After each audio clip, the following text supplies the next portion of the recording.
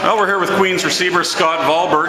Scott, you grew up in Kingston. You took a long road to get here. I mean, what was the mood in that locker room at halftime, thinking of 5 years of work and you're down 18 points? Well, it was actually surprising. I think it was a move of confidence. A lot of the guys knew, despite being down, whatever we were, 13, 14, 16, whatever points, nobody was down on each other. Everybody knew that we could come back to that game. Coach said to us before we went out, he said, if we score the first touchdown, we're in this game. And as soon as Dev scored, I knew that we were coming back. So. And what adjustments did you have to make in the second half offensively? To be honest, the only adjustment we made was we actually started completing balls and just I think maybe at the start of the game we were a bit excited, but second half nothing really changed. We just started completing balls and that confidence level rose as the game went on. Yeah. Was there a certain point, you take us that go-ahead touchdown? I mean, talk about how difficult was that throw Dan had to make. I thought, to be honest, I didn't think I was getting the ball, and then all of a sudden I just see sort of Danny's arm come up and the balls come out, and I said to myself, I better get this ball, because I know Pat Corbin, who's our fullback, he's running the quick out on that on the under, and I figured if the ball's coming to me, I better catch it just to make him happy, because I know he wanted the ball pretty badly. Yeah, and just this run you guys had, I mean, you had 4 points in the Yates, 3 points in the Mitchell, 2 points in the Vanier.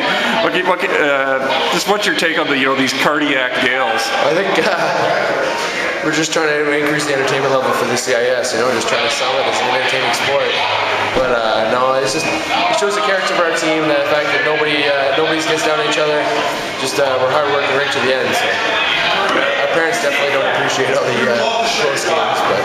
Now I guess you're not old enough to remember '92, are you? I do remember that. I was in Ottawa at a friend's house, and I just remember it being on TV, and my dad was joking that we should just get in a car and drive there for the end of the game. Unfortunately, we didn't.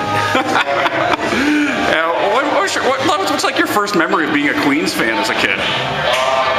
First memory of Queens, I'd say was, I can't remember the year, but it was up in Ottawa. My dad and I drove up for a playoff game, and I just remember it was when Corey Alley played.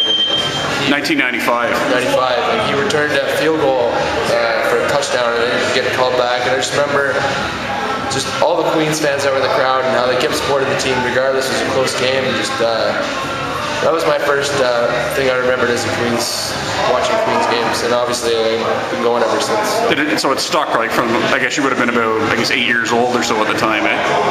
10 maybe? 10, yeah. 10, yeah. Yeah, it's one of those things. My dad always took me to the games. My grandparents were great, huge fans.